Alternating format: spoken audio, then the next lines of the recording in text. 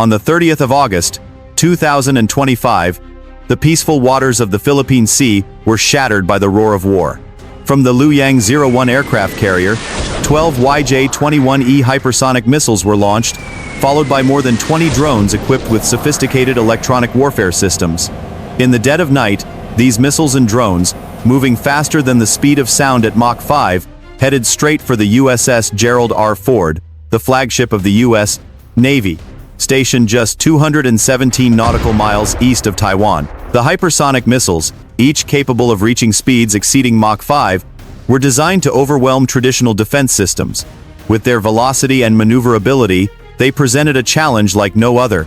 At the same time, the drones, equipped with advanced jamming technology, flooded the electromagnetic spectrum with interference, effectively blinding the USS Gerald R. Ford's radar and electronic warfare systems. The mission of these drones was clear: disrupt, disorient, and disable. For the crew aboard the USS Ford, the first sign of trouble came as the radar lit up with incoming hostile signatures. Red lights flashed and sirens pierced the air.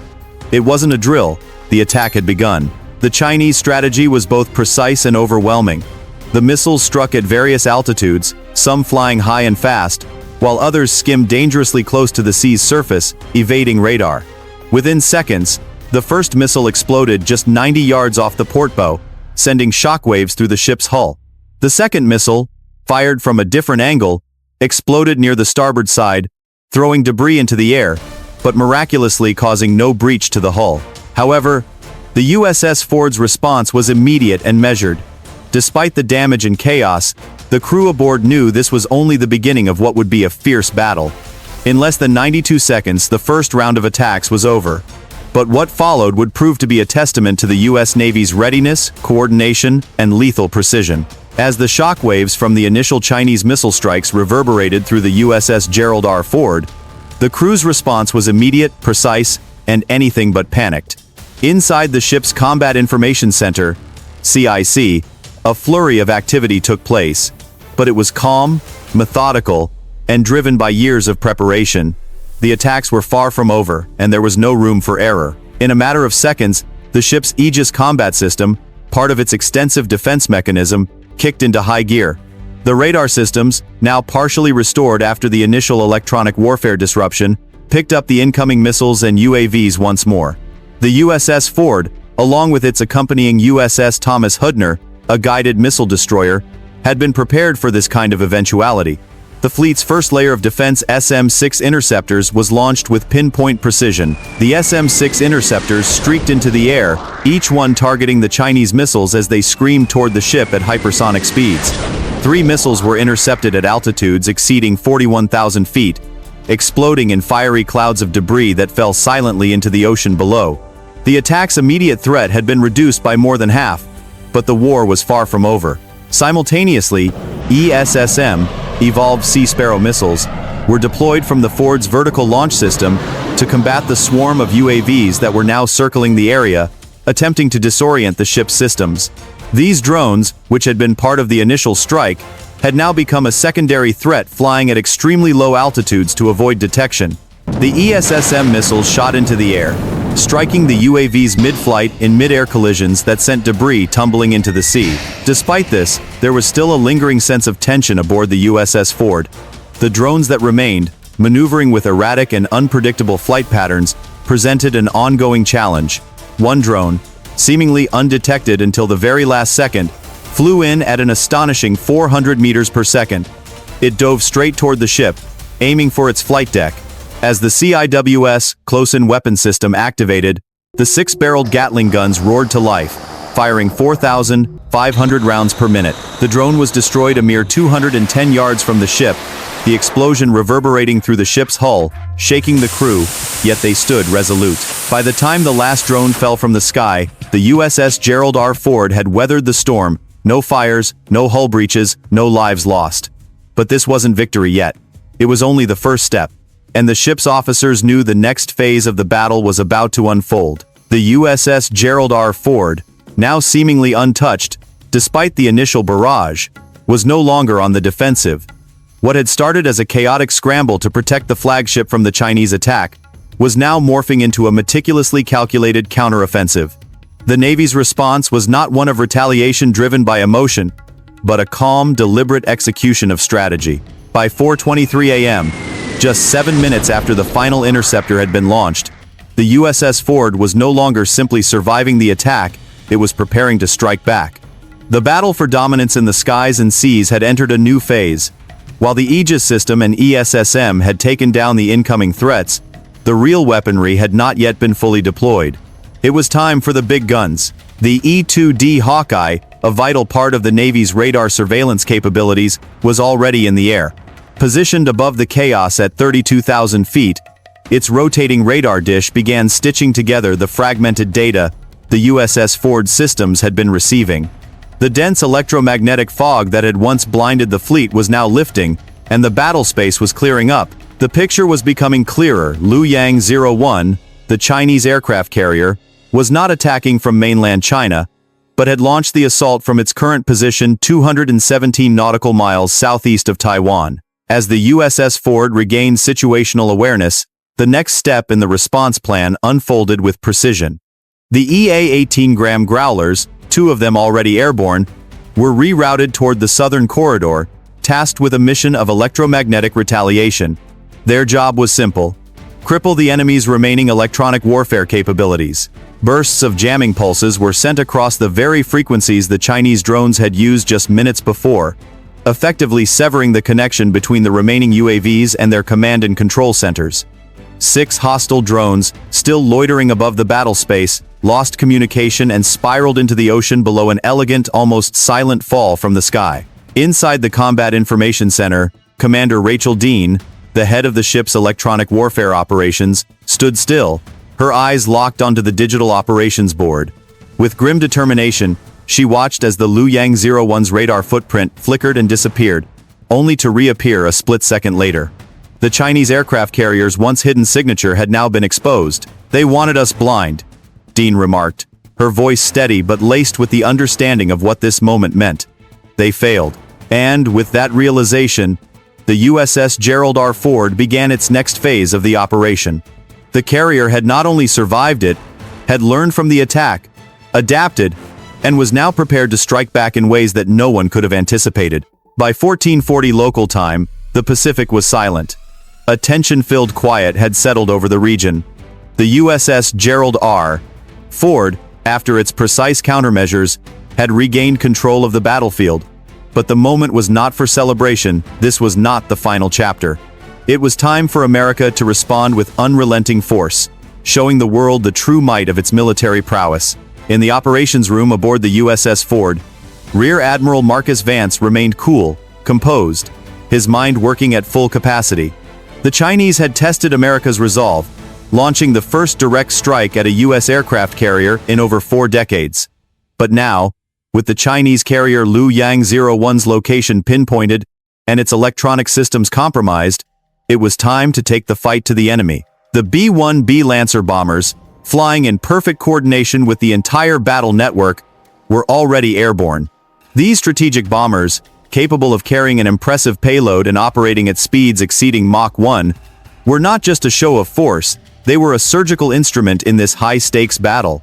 They had been repositioned and had received precise, real-time targeting data, and now they were about to unleash America's full technological advantage. The AGM-183A ARRW, air-launched rapid response weapon, the U.S. military's most advanced hypersonic missile, was their weapon of choice. With speeds exceeding Mach 7, the ARRW would strike Liu Yang01 before its crew had a chance to react. As the 2 B-1B Lancer bombers approached their target, they released their payloads almost simultaneously. The ARRWs, flying at hypersonic speeds and invisible to conventional radar, arced toward their target with breathtaking precision. Moments after release, the first missile detonated mid-air, slamming into the forward section of the Chinese carrier. The blast was catastrophic, penetrating the hull and igniting an onboard chain reaction that caused explosions to ripple through the ship. Seconds later, the second ARRW followed, slamming into the carrier just meters from its munitions storage area. The resulting explosion was a devastating force that shook the ocean, sending shockwaves through the surrounding waters. The largest warship in China's naval fleet, once a symbol of their maritime ambitions, was now ablaze. Liu Yang01 began to list heavily to starboard. The flames from the missile strikes could be seen for miles, as secondary explosions ignited across the carrier's deck. Within 18 minutes, the carrier, along with its deadly weapons, was no more. It was sinking fast. On board the USS Gerald R. there was no celebration. The crew, hardened by years of training, knew that this moment was not about victory, it was about demonstrating the price of challenging American dominance. As the last of the smoke from the Chinese carrier disappeared into the sea, the ship's command center was filled with a quiet reverence, as the wreckage of Liu Yang01 sank beneath the waves, leaving only an oil slick and scattered debris as its final remnants. The shockwaves from the destruction rippled far beyond the battlefield. This was no longer just a military confrontation, it had become a statement to the world. Across the Indo-Pacific, from Tokyo to Canberra, from Manila to Pearl Harbor, military observers and defense analysts watched in stunned silence. News of the sinking spread like wildfire, though the true impact was felt in the silence that followed. The global political landscape had just shifted in ways that no one had fully anticipated. In Beijing, the reaction was swift but calculated. The Chinese government, knowing full well the magnitude of the event, chose to remain silent for 72 hours. State media avoided direct mention of the incident, instead broadcasting archival footage of naval exercises from years prior. Meanwhile, Chinese censors worked quickly to remove over 36,000 social media posts discussing the sinking. By the time the authorities had finished their information lockdown, the phrase, Liu Yang01, was effectively erased from the internet, a stark attempt to suppress the knowledge of the loss. But the rest of the world knew the truth. The United States had not only defended itself against a formidable attack, it had responded with precision, erasing a key asset of the Chinese Navy without losing a single sailor. The actions of the U.S. Navy were now etched in the minds of every global military leader. In military command centers from Paris to Moscow, from New Delhi to Ottawa, one question reverberated: could any military power truly challenge American dominance in the modern world? In the United States, the response was one of quiet confidence. Analysts at the Pentagon reviewed the footage and intelligence with a sense of purpose, not triumph. Rear Admiral Marcus Vance reflected on the mission, noting the importance of the coordinated, integrated military strategy that had led to the success. They gambled everything on a first strike, and we rewrote the outcome, he remarked in a closed-door debriefing. Not with panic, not with rhetoric, with precision, with silence, with overwhelming discipline. For America's allies in the region, Japan, Australia, South Korea, and even Taiwan, there was a sense of reassurance. The U.S. had proven once again that it was the cornerstone of global stability. The message was clear. The United States was not merely a superpower, it was the keeper of the rules of the sea. In Washington, military task forces across the Western Pacific were put on high alert, repositioning in a show of strength to reassure allies and deter any further provocations. For adversaries watching in silence, whether in the hills of North Korea, the bunkers of Moscow, or the ministries of Beijing, the message was unmistakable: don't challenge American power without expecting consequences. By the end of the week, the Pacific had returned to a tense, uneasy calm. The wreckage of Liu Yang01, now lying some 19,000 feet beneath the waves, was a stark reminder of the price of aggression. The once proud Chinese aircraft carrier, a symbol of Beijing's maritime ambitions, had been reduced to nothing more than a rusting hulk at the bottom of the ocean. But for those who had witnessed the event, the message was far clearer than any explosion could convey. Challenging America's military supremacy comes with consequences swift, precise, and devastating. Across the Indo-Pacific, military analysts and strategic planners sifted through the data, analyzing every moment of the battle. The attack, the response, the overwhelming precision of America's counterstrike, these were the moments that would shape military doctrine for generations. The United States had not only proven its dominance on the seas, it had demonstrated a new kind of warfare, one that integrated land, sea, air, space, and cyber capabilities into a seamless force of overwhelming force and readiness. For the American public, who would never see the flames that consumed Liu Yang01 or hear the roar of a CIWS in action, the victory would likely go unnoticed, but the message would resonate for years to come.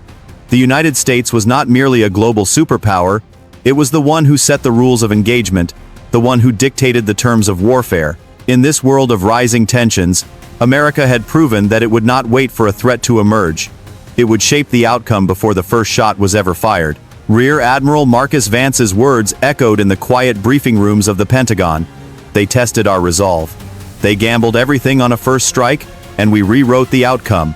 Not with panic, not with rhetoric, with precision, with silence, with overwhelming discipline. It was this quiet assurance, this ability to act decisively without hesitation, that separated the United States from its adversaries. The American difference wasn't just about strength, it was about the power to act before the storm even began to form. As the waves closed over Liu Yang01, a new kind of silence settled over the Indo-Pacific. It wasn't the silence of peace, it was the silence of understanding, a quiet reckoning. And as that reckoning washed over the region, one truth was clear to all: America would not be challenged. If you believe in the strength of America's defense and its unwavering resolve, share your thoughts in the comments below. Don't forget to hit like, subscribe, and click the notification bell to stay updated on more in-depth military analyses. Your engagement helps us continue to bring these stories to light and share the truth beneath the headlines. And stay tuned, because in the world of modern warfare, the next challenge is always just around the corner.